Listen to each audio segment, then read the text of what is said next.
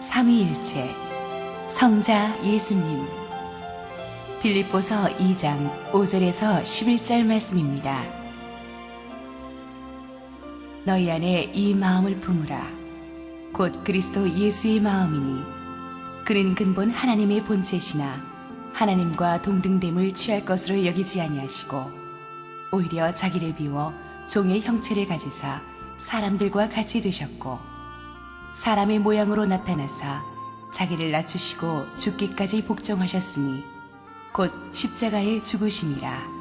이러므로 하나님이 그를 지극히 높여 모든 이름 위에 뛰어난 이름을 주사 하늘에 있는 자들과 땅에 있는 자들과 땅 아래에 있는 자들로 모든 무릎을 예수의 이름에 꿇게 하시고 모든 입으로 예수 그리스도를 주라 시인하여 하나님 아버지께 영광을 돌리게 하셨느니라.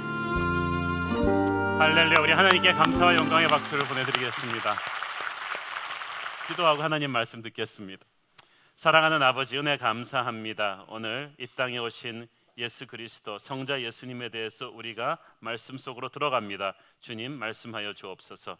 예수님의 이름으로 기도합니다. 아멘. 우리가 삼위일체에서 지난주에 우리가 성부 하나님에 대해서 공부했고 이번 주는 이제 성자 예수님에 대해서 공부할 텐데 사실 성자 예수님에 대해서 알려면은 뭐 한 수백 시간 강의를 해도 모자라죠. 그렇지만 오늘은 그 핵심 키워드 세 가지만 붙잡고 갑니다. 하나는 성육신, 인카네이션이라고 하죠. 그리고 또 하나는 십자가,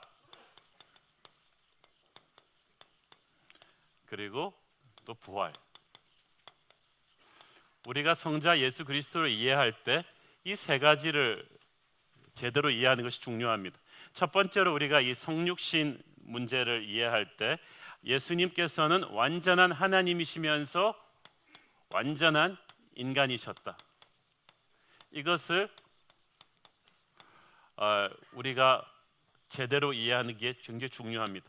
이것을 제대로 이해하지 못해서 이단이 많이 나옵니다.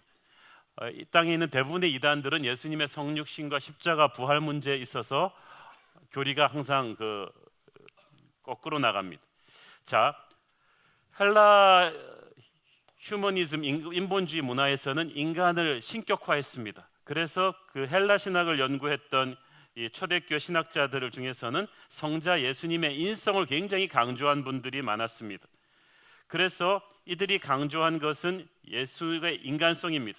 그래서 그들이 말한 예수는 하나님이 아니라 그냥 선하고 의로운 인간이었는데 요단강에서 세례를 받으면서 신이 내려서 신접해서 초능력을 갖게 되었고 기적을 행할 수 있는 신적인 존재로 살다가 갔다는 것입니다.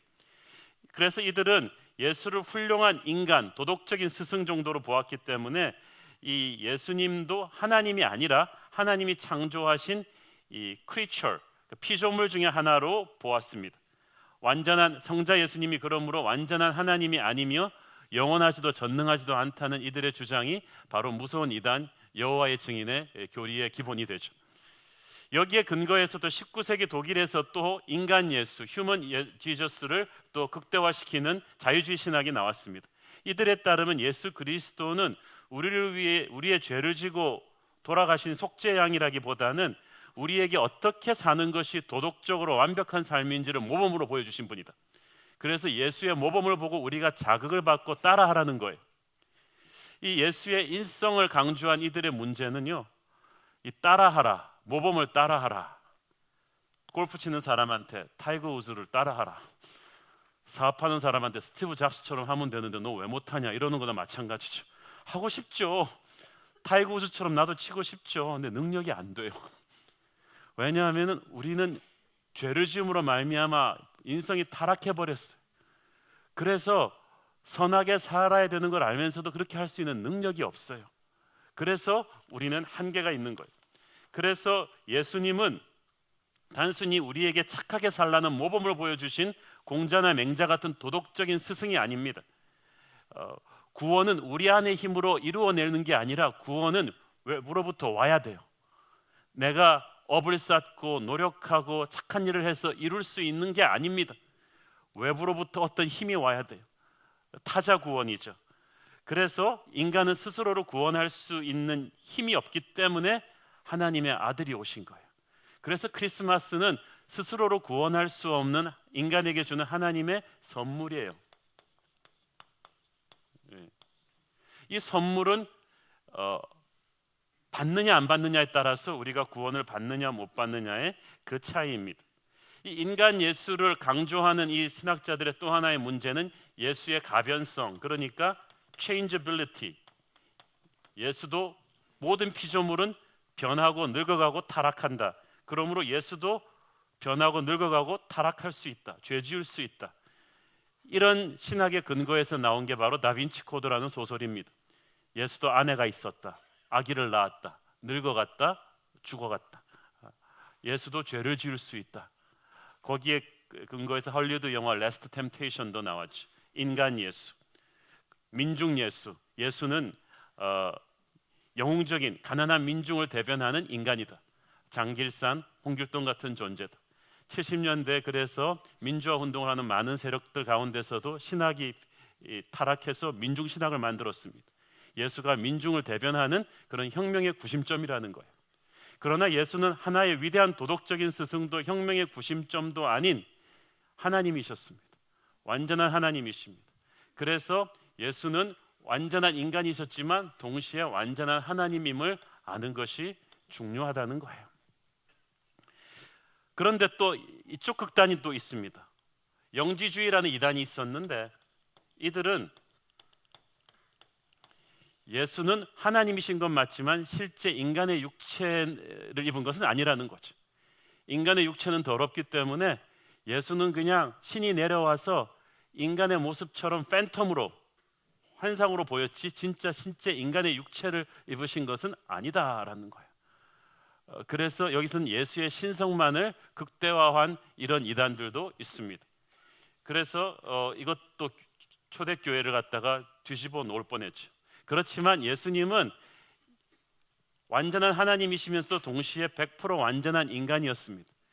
예수님은 그냥 팬텀, 보이지 않는 유령 같은 존재가 아니라 진짜 우리가 손으로 만지고 같이 교제할 수 있는 인간의 육체이셨던 거예요. 이 완전한 하나님, 완전한 인간, 이것이 성육신된 예수 그리스도이신데 이것을 성경에서 가장 잘 이해할 수 있게 해놓은 성경 구절이 빌립보서 2장 5절부터 8절까지 말씀입니다. 같이 다시 한번 보겠습니다. 시작. 너희 안에 이 마음을 품으라.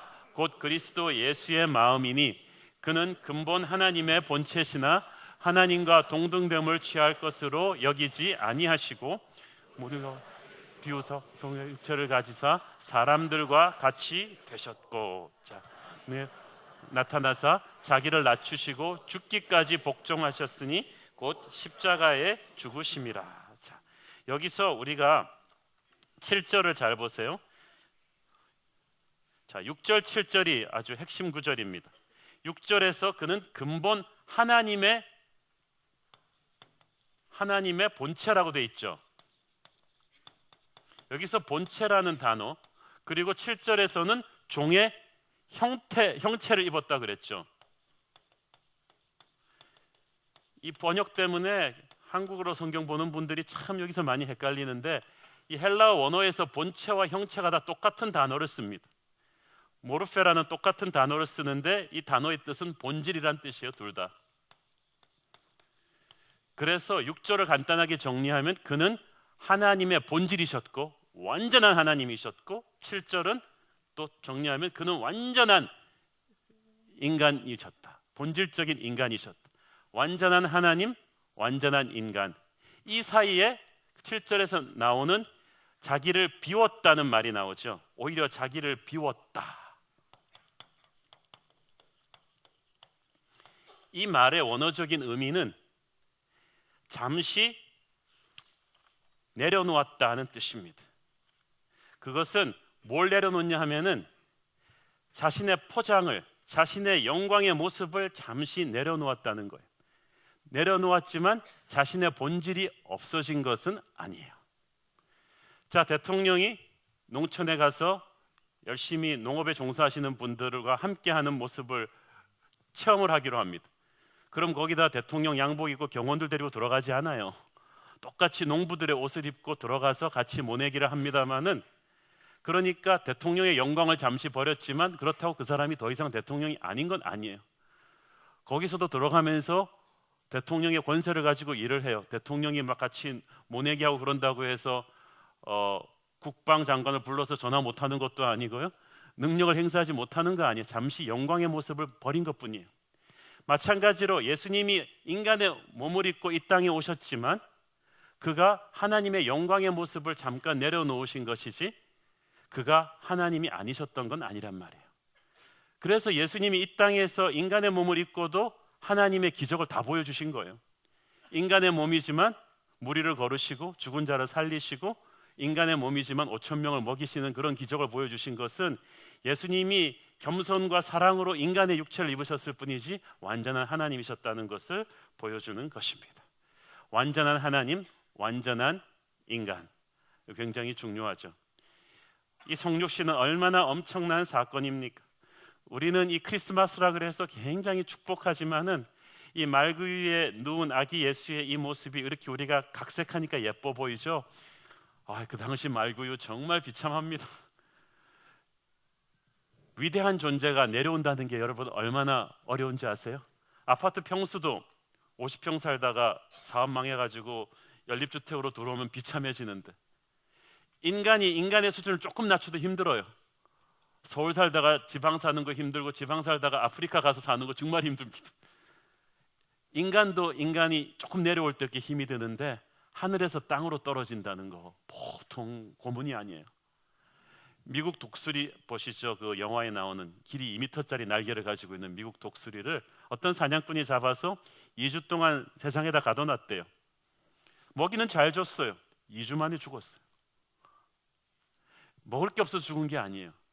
이 독수리는 날개를 펼치고 저 그랜드 캐년의 광활한 하늘을 누비게끔, 그 영광의 하늘을 누리는 그 제왕으로 살게끔 만들어졌는데, 쥐꼬리만한 인간이 만든 세상에 가둬놓으니까 이건 이 사람에게, 이게 아니, 이 독수리에게 모욕이에요. 영광을 뺏어버린 것이, 권위를 뺏어버린 것, 이걸 견디지를 못해요. 수백 광년의 광활한 우주를 누비시던 하나님께서 이 작고 작은 땅에 인간의 몸을 입었다는 것 자체가 얼마나 큰 고통이고 겸손이겠습니까? 거기에 하나님의 사랑이 있는 거예요. 우리가 그 사랑을 보는 것이 중요합니다. 이 성육신 과정에서 우리가 정말 중요한 것은 그분이 완전히 인간이 되셨다는 것. 인간이 되셨기 때문에 그는 우리를 완전히 이해하실 수 있는 분이라는 것입니다. 하늘 높에 계시면서 우리의 삶을 살아보지 않고 하나님이 뭐라 그러면 우리가 맨날 그럴 거예요. 하나님 아시냐고, 그 높은 데 앉아서 아시냐고. 그러나 인간의 몸을 입고 가장 낮은 인간의 삶을 살아보셨기 때문에 그분은 사람에게 배신당하는 것이 무엇인지, 배고픔이 무엇인지를 아십니다. 그래서 인간이신 예수 그리스도는 우리를 이해하시는 그리스도이십니다. 그래서 항상 우리는 그분에게 다가가서 마음을 털어놓을 수가 있습니다. 그렇지만 이해는 하는데 능력이 없으면 너무나 무기력해요. 우리 친구랑 뭐가 달라요? 그렇지만 예수님께서는 이것을 또 해결하는 분이에요. 우리의 상황 속에 계시면서 초월하는 분이십니다. 예수님은 우리를 도와줄 수 있는 분이에요. 그는 단순한 우리가 본받아야 될 도덕적인 스승 정도가 아니라 완전한 인간이시지만 완전한 하나님이셨기 때문에 인간의 문제를 이해하면서 그 문제를 초월하는 분이에요. 예수님께서 5천 명의 배고픈 걸 보시면서 아마 공자 같았으면은 선비는 물질을 탐하지 않는다 그러면서 함께 견디는 걸 가르쳤을 거예요. 그러나 예수님은 거기서 질량불변의 법칙을 초월해 버리셨어요. 5천 명을 먹이신 거예요. 풍랑이 있는 파도 위를 예수님께서는 걸으시면서 중력의 법칙을 깬 게 아니라 초월해 버린 거죠. 그러므로 우리가 완전한 하나님께 다가갈 때는 내 문제를 이해하실 뿐 아니라 주님이 이 문제를 해결할 수 있다고 믿는 거죠. 인간적인 수단과 방법이 다 막혀버렸어도 완전한 하나님이셨던 주님이시기 때문에 나를 끌고 갈 수가 있다고 믿는 것입니다. 완전한 인간, 완전한 하나님, 이 성육신의 신앙을 균형 잡아 믿는 것이 얼마나 중요한 건지 모르겠습니다. 자, 그 다음에 우리가 예수의 십자가 사건, 8절 우리 다시 한번 같이 읽겠습니다. 시작. 사람의 모양으로 나타나서 자기를 낮추시고 죽기까지 복종하셨으니 곧 십자가에 죽으심이라. 예수님께서 십자가에 죽으셨다. 당시 로마의 사형법 중에 십자가처럼 잔인한 건 없었습니다. 로마 시민은 십자가로 죽이지 않았습니다. 너무 잔인했기 때문이죠. 사형법에서 될 수 있는 대로 고통을 단시일 내에 끝내줘야 그것이 예우라고 했습니다. 귀족에게 대한. 그래서 바울은 참수형으로 빨리 고통을 줄여줬죠. 그러나 십자가는 달라요. 일단 죽을 정도로 이렇게 채찍질을 한 다음에 죄수를 벌거벗겨서 매답니다. 수치를 주는 거죠. 그리고 숨이 막혀서 한 3시간, 6시간 이상 지속되는 고통 속에 죽어가게 만듭니다. 그래서 키케로라는 시인은 말하기를 십자가에 매달려 죽는 사람은 1000번을 죽었다고 했습니다. 얼마나 그 까무라치는 고통이 계속되었던지. 그 고통을 우리 주님이 당하셨어요. 그런데 그 고통이 예수님의 자발적인 선택이었다는 것이 우리의 가슴을 울립니다. 예수님은 힘이 없어서 무기력하게 당하신 것이 아닙니다. 요한복음 10장 17절 18절 같이 보겠습니다. 시작. 내가 내 목숨을 버리는 것은 그것을 다시 얻기 위함이니 이로 말미암아 아버지께서 나를 사랑하시느니라. 이를 내게서 빼앗는 자가 있는 것이 아니라 내가 스스로 버리노라. 나는 버릴 권세도 있고 다시 얻을 권세도 있으니 이 계명은 내 아버지에게서 받았노라 하시니라. 내가 스스로 버리노라. 예수님 말씀하셨어요. 내가 원하기만 한다면, 완전한 하나님이시기 때문에 예수님은 이 땅에 인간의 몸으로 계셨어도 천군 만마를 이끄는 군대의 수장이세요. 한마디만 하면 천사 몇 명만 내려오면 로마 군대 전체가 전멸될 수가 있었어요. 그러나 그것은 예수님의 계획이 아니었습니다. 그러면 예수님은 사시지만 우리는 죽어요. 그래서 예수님은 우리를 죽이고 자기가 사느냐, 자기를 죽여서 우리를 살리느냐 중에 후자를 결정하신 것입니다. 스스로 자기를 지키기를 포기하신 것입니다. 무기력한 죽음이 아니라 자기를 내려놓는 예수님의 자발적인 선택이었다. 왜? 그것은 하나님의 사랑의 극치였기 때문입니다. 우리가 보통 연인들이 사랑할 때 자기 날 사랑하면 뭘 해줄 수 있냐? 그 사랑을 위해 얼마나 대가를 치르냐에 따라서 그 사랑의 크기가 결정이 되죠. 자, 이 컵을 10,000원 주고 사면 이 컵은 10,000원짜리 대우를 받습니다. 우리가 살아날 수 있도록 하나님이 예수님의 생명을 주었다면 우리는 다 예수님 짤인 거예요. 우리 한 사람 한 사람이 그만한 가치를 하나님 눈에 갖고 있는 것입니다. 이 사랑을 깨닫는 순간에 우리의 눈에 눈물이 나옵니다. 왜냐하면 우리는 예수님의 생명과 맞바꿀 만한 그런 가치 있는 존재가 아니기 때문입니다. 디즈니 영화 미녀와 야수가 아름다운 것은 무슨 까닭입니까? 야수가 미녀를 사랑하는 건 당연합니다. 모두가 미녀를 사랑하니까. 그러나 미녀가 야수를 사랑하는 건 그거는 이해가 안 가는 사랑입니다. 상상을 초월하는 사랑입니다. 그 사랑을 받고 나니까 야수가 인간이 됩니다. 사람이 됩니다. 우리는 너무나 야수 같은 추악한 존재였는데 예수의 사랑을 받고 나서 우리는 인간이 되었습니다. 그때까지는 살아도 산 게 아니었습니다. 그 사랑의 무게가 십자가입니다. 여러분은 크리스마스에 말구에 놓인 아기 예수를 보면서 그 아기가 33년 후에 짊어질 그 엄청난 십자가의 사랑을 봐야 합니다. 그것이 크리스마스를 제대로 보는 크리스찬의 마음 자세입니다. 요한복음 3장 16절에 하나님이 세상을 이처럼 사랑하사 독생자를 주셨다고 했는데, 이 세상이 그렇게 하나님이 사랑할 만한, 아들의 목숨과 맞바꿀 만한 세상입니까? 9시 뉴스에 나오는 이 세상이, 이 폭력과 이 음란과 이 탐욕의 세상이 하나님의 아들의 생명과 맞바꿀 만한 세상인가? 우리로서는 이해가 가지 않습니다. 그러나 하나님이 그렇게 보셨습니다. 우리가 사랑받을 만한 존재라서 하나님이 사랑하신 것이 아니고 하나님의 사랑을 받았기 때문에 그때부터 사랑받을 만한 존재가 되었습니다. 우리는 다 살려고 세상에 태어났습니다. 하루라도 더 살려고 밥 먹습니다. 더 잘 살려고 우리가 이렇게 열심히 공부하고 직장 생활도 열심히 합니다. 예수님만이 죽으려고 이 세상에 오셨습니다. 그의 33년 인생은 그 아기 예수의 그 웃음소리, 그 소년 예수의 그 깨끗한 미소, 그 청년 예수의 그 열정, 그 모든 것은 십자가를 향해서 가고 있었습니다. 그의 모든 인생은, 그의 성공의 극치는 십자가에 못 박히는 것이었습니다. 그 십자가의 사랑이 저와 여러분에게 흘러 들어온 거예요. 여러분이 30살에 예수 믿었으면 예수님은 30년 동안 여러분을 짝사랑하신 것입니다.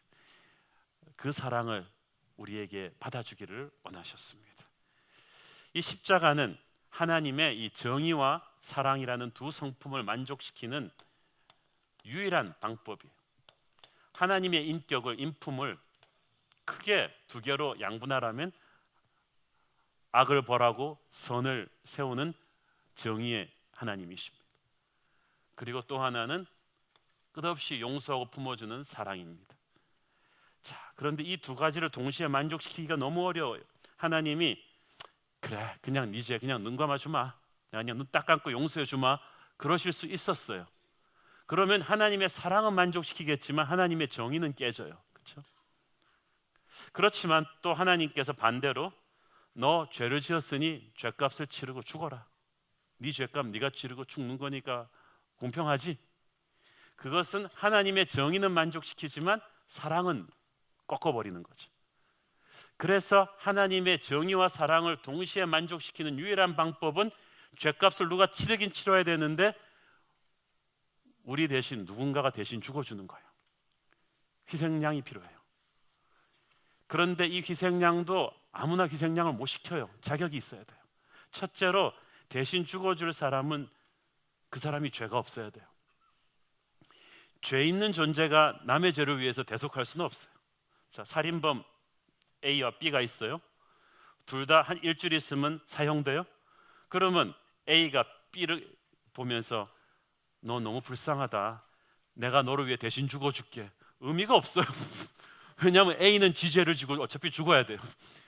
그런 A가 왜 B를 위해서 어떻게 죽습니까? 너는 죽을 자격이 없단다. 그런 거예요. 그래서 어떤 인간도 남의 죄를 책임져 줄 수 없어요. 지금 자기 죄도 버거워요. 어차피 너도 네 죄 때문에 죽게 돼 있어요. 그러므로 남의 죄를 위해 대신 죽어줄 존재는 자기가 죄가 없어야 되는 거예요. 둘째로 이 희생양은 완전한 인간이라야만 합니다. 왜냐하면 죄값을 치르고 죽어야 되는데 하나님은 죽을 수가 없잖아요. 하나님이 죽었다 그러면 그건 진짜 쇼죠. 그래서 죽으려면 인간이어야 되는 거예요. 그래서 죄 없으신 하나님께서 완전한 인간의 몸을 입고 오셔서 죽으셔야 되는 것입니다. 그것이 이 성육신의 비밀이며 그것이 십자가의 비밀입니다. 은혜란 죄를 그냥 눈 감아주는 게 아닙니다. 누군가가 대신 갚아주는 것입니다. 하나님의 아들이 우리의 죄를 대신 지고 죽는 것, 이것이 바로 대속입니다. 어톤먼트죠. 남의 죄를 지고 값을 치른다는 것입니다. 그 십자가의 그 예수님을 믿는 그 순간에 그 십자가의 나의 모든 죄가 예수에게로 옮겨가고 그의 모든 의가 내게로 옮겨오는 것입니다. 그리고 나는 그 보혈의 공로로 눈보다 더 휘게 되는 줄로 믿습니다. 이것이 복음의 진수입니다. 다 이루었다. 예수님의 십자가에서의 그 마지막 선포는 무슨 뜻입니까? 이제 내가 이 사람들의 죄값을 온전히 다 치렀다. 이제 하늘 보좌에서 사탄이 언제든지 우리를 정죄하려고 나올 때 하나님은 말없이 그 갈보리의 십자가를 보여주십니다. 그 십자가로 이 죄값을 다 치렀다는 것입니다. 사탄의 권세를 완전히 끊었다. 너의 죄의 뿌리를 완전히 끊었다. 누구든지 그러므로 그리스도 예수 안으로 들어오면 새로운 피조물이다. 이전 것은 지나갔으니 보라 새 것이 되었도다. 이 십자가 사랑을 깨닫는 것이 믿음입니다. 그게 신앙입니다. 십자가는 나의 죄를 비춰주는 영원한 거울과도 같습니다. 십자가가 멀리 있을 때는 내가 커 보였지만 그 십자가 앞에 가면 내가 얼마나 작아지는지, 나의 죄가 얼마나 추하고 무서운지를 십자가는 말없이 알려줍니다. 십자가는 오늘도 침묵의 언어를 합니다. 우리의 죄가 얼마나 주홍같이 붉었는지, 그 죄를 덮어주기 위한 하나님의 사랑이, 그 대가가 얼마나 엄청난 것이었는지를 보여주면서 우리로 하여금 주님 앞에 무릎 꿇게 합니다. 십자가 앞에서 꼿꼿이 고개를 세우고 서서 바라볼 수 있는 사람은 아무도 없습니다. 설익은 양심을 십자가는 산산히 깨어버리고 나의 옛사람을 무너뜨려버리고 예수 안에서 다시 거듭나게 만드는 것입니다. 이것이 십자가 앞에 선 하나님의 사람입니다. 저는 여러분 모두가 이 십자가 사랑을 제대로 체험하고 나온 사람이기를 바랍니다. 그런데 이 십자가를 통과해서 우리는 이제 또 부활로 옵니다. 기독교 신앙을 또 크게 떠받치고 있는 그 두 축이 있다면 하나가 십자가고 하나는 부활입니다. 십자가 없는 부활은 의미가 없고 부활이 없는 십자가는 비참합니다. 그래서 우리는 반드시 십자가 신앙을 통과해서 부활로 나가야 합니다. 스킵할 수는 없습니다. 십자가 신앙을 반드시 통과해야 되지만 거기에 계속 머물러 있으면 안 돼요. 십자가 앞에서 이 십자가의 주님의 죽음이 나의 죄를 위한 것임을 깨달아는 게 중요해요. 어떤 사람은 나쁜 유대인 놈들 주님을 십자가에 못 박아 죽이고 나쁜 로마 놈들 아니에요. 로마군이 유대인이 죽인 게 아니라 바로 저와 여러분의 죄가 그리스도를 십자가에 죽인 것입니다. 그것을 깨달아 알아서 가슴 속에서부터 회개의 눈물을 흘리며 엎어질 때 나는 더 이상 도덕적인 윤리적인 신앙인이 아닌 성령의 사람으로 거듭나게 되는 것입니다. 예수는 나의 단순한 스승이 아니라 나의 구원자이십니다. 이걸 십자가에서 깨닫고 우리는 이제 부활로 나옵니다. 이 부활로 나올 때 우리는 처진 어깨에 힘이 들어가고 눈동자에 빛이 나게 되며 이제부터 내가 사는 것이 아니라 내 안에 계신 그리스도의 능력이 살아서 역사하게 되는 것입니다. 나의 욱하는 옛성미, 미움, 질투, 우울증, 불면증 모두가 이 십자가에서 산산이 죽어버리고 예수 그리스도의 사랑과 능력으로 나는 다시 살아나게 되는 것입니다. 하늘 영광 버리고 이 땅에 오신 주님을 하나님께서는 십자가를 통하여 지극히 높여주셨다고 했습니다. 9절 보세요. 시작. 이러므로 하나님이 그를 지극히 높여 모든 이름 위에 뛰어난 이름을 주사. 여기서 보니까 지극히 높였다는 말이 highest place, 맥시멈으로 올라갈 수 있는 데까지 하나님이 쫙 높이신 것을 말합니다. 하늘의 보좌의 자리에 앉혀주셨다는 거죠. 이 부활 사건은 엄청난 역전 드라마입니다. 대반전 드라마예요. 여러분 성경이 가만히 보시면은 계속되는 반전 드라마입니다. 드라마도 반전이 재밌죠. 아브라함이 100세 때까지는 자식이 없었는데 100세 때 아들이 태어나요.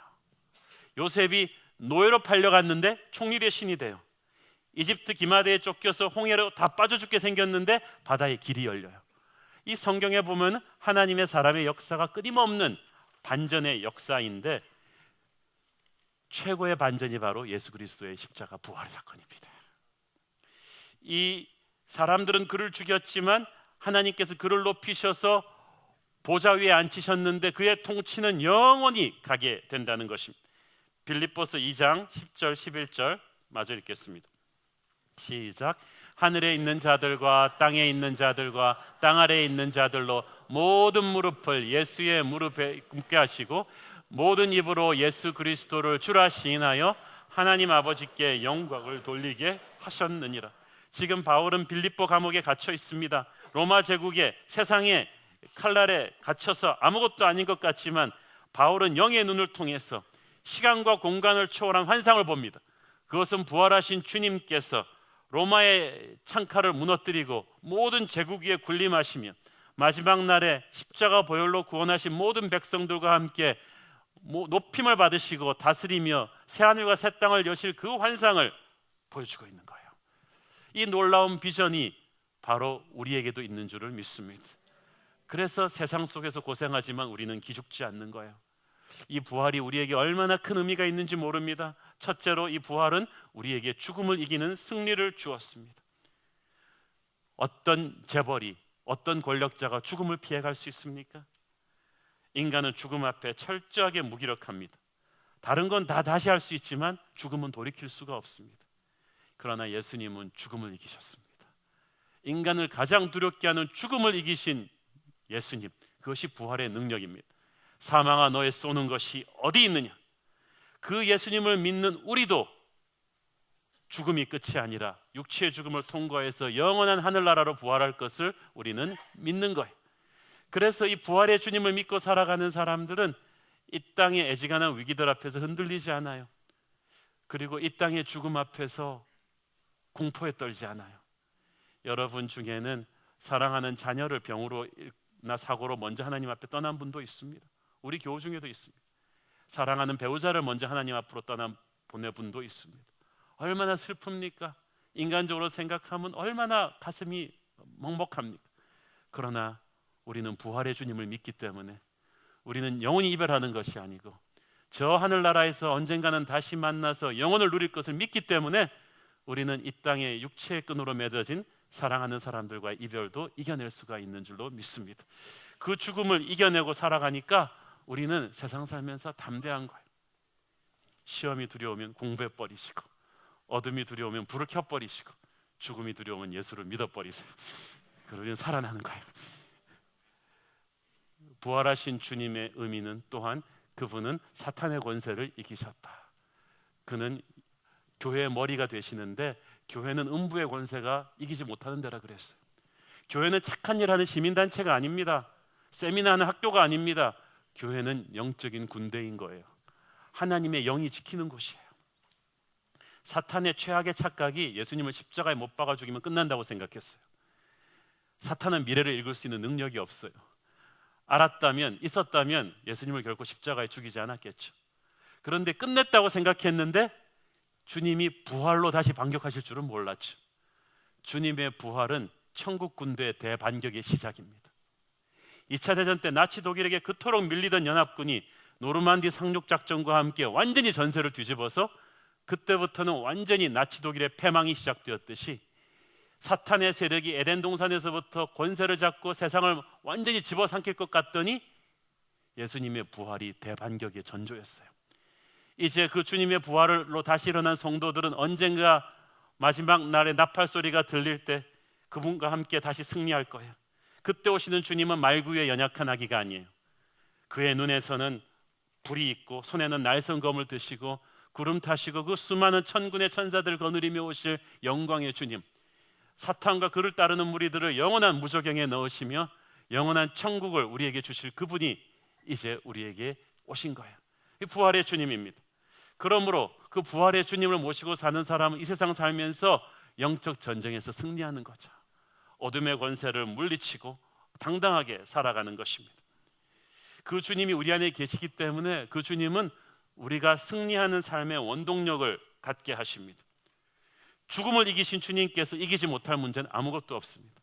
지금 여러분을 압박하고 있는 세상의 문제가 지금 아무리 복잡하고 아무리 힘들고 아무리 슬프고 아무리 절망적이라 할지라도 죽음보다 힘들지는 않습니다. 주님이 죽음을 이기실 수 있다면 여러분은 그 주님의 손을 붙잡고 그 문제 능히 이겨낼 수가 있습니다. 부활하신 주님은 무덤에 계신 분이 아니에요. 지금 살아계셔서 나와 동행하고 계세요. 그분은 아득한 전설 속의 존재가 아니라 지금 나와 함께 살아 호흡하시는 하나님이신 것입니다. 내가 기도하면 내게 힘을 주시고 지혜를 주시고 용기를 주시고 나를 통해 일하십니다. 그래서 부활의 주님을 믿는 사람은 날마다 주님과 교제합니다. 날마다 주님을 중보자라 삼아 하나님께 기도합니다. 하나님께서 지금도 살아계셔서 내 인생을 다스리시고 역사하신다는 것을 믿는 거예요. 이 주님을 바라볼 때 우리는 거룩한 두려움과 거룩한 기쁨이 있어요. 마태복음 28장 8절, 부활을 목격한 여자들, 시작. 그 여자들이 무서움과 큰 기쁨으로 빨리 무덤을 떠나 제자들에게 알리려고 다름질할세. 자, 여기서 중요한 말이 무서움, 큰 기쁨, 다름질했다, 이 세 단어예요. 자, 여러분 보세요. 그 부활을 목격한 사람들은 일단 무서워했다, 두려움에 가득 찼다고 했죠. 이때까지 자기들이 알던 그냥 스승으로서의 예수가 아닌 하나님으로서의 예수를 본 거예요. 이게 굉장히 중요합니다. 예수님은 우리의 도덕 스승이 아닙니다. 좋은 분이 아니라 그분은 하나님이신 것입니다.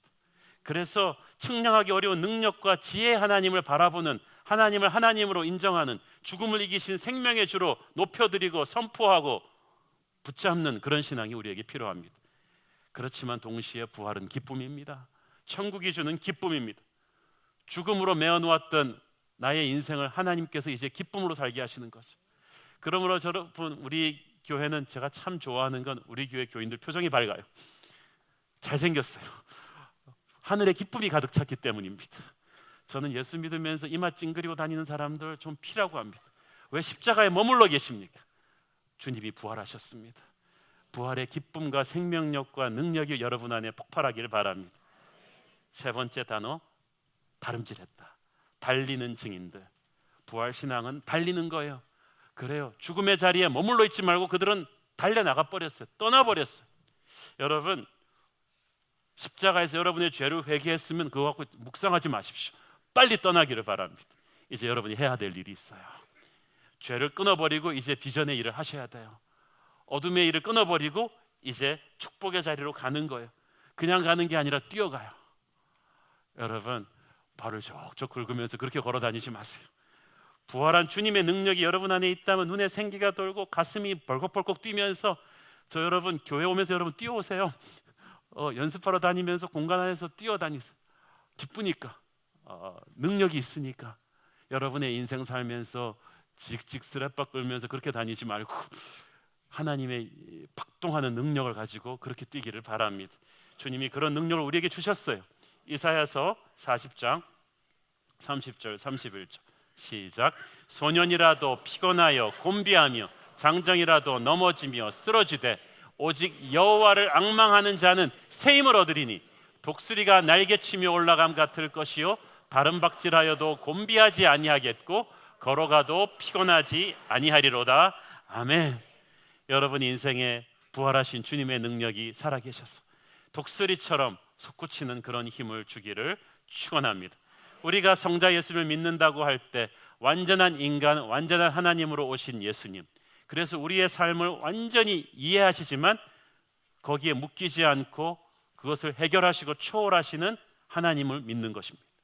우리가 십자가의 예수님을 믿을 때 하나님의 정의와 사랑이 완전히 거기서 완성되었음을 믿고 그 십자가에서 나의 모든 죄의 뿌리가 다 끊겨 나갔음을 선포하는 것입니다. 우리가 부활의 예수님을 믿을 때 이 세상 살면서 죽음과도 같은 현실의 고통을 능히 이기게 하실 주님이 지금 나와 함께 동행하심을 믿는 것입니다.